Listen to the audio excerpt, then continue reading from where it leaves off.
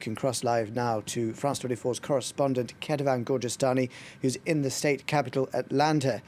Ketevan, even if the overall result goes unchanged, what has come out of the recount? Well, what has come out is that Joe Biden's lead has narrowed just a little bit from what it was heading into the recount. Heading into the recount, Joe Biden had about a 14,000 vote lead over Donald Trump.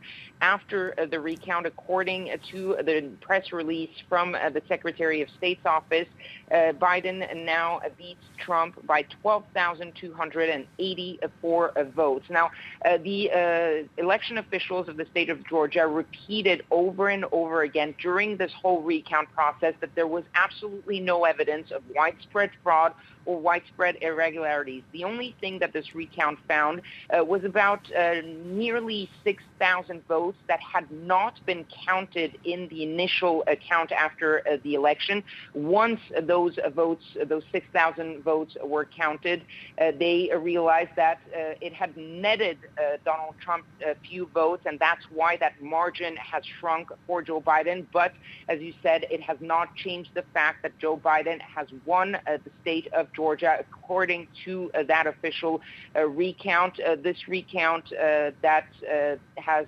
confirmed the result now has to be certified. The certification is supposed to happen by law this Friday from the Secretary of State of the state of Georgia, and only after the certification, if that margin is under 0.5%, which it is with just about 12,000 votes between the two candidates, the Trump campaign now can ask for a new recount. This time the recount will not be by hand, it will be a recount by scans, but that will be a request from the campaign if they so choose to, and given the reaction here, it is likely that the Trump campaign will ask for that recount. Have we seen any reactions from the Trump administration so far to the latest announcement?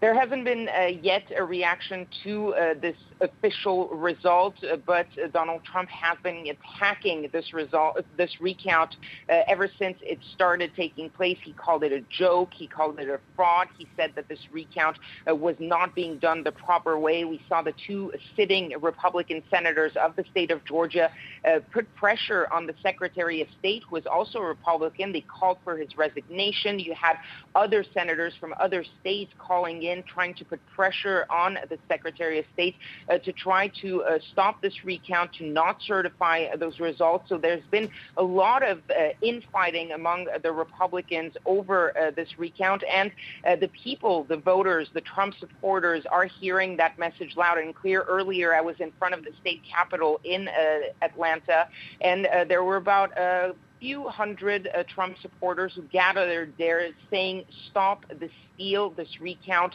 is a fraud. It's a joke. We don't believe in it." And they were basically asking the Secretary of State and the governor not to certify the results of this recount because they don't believe that the vote in Georgia was free and fair, despite all the confirmation by all election authorities that there was no evidence of any widespread fraud.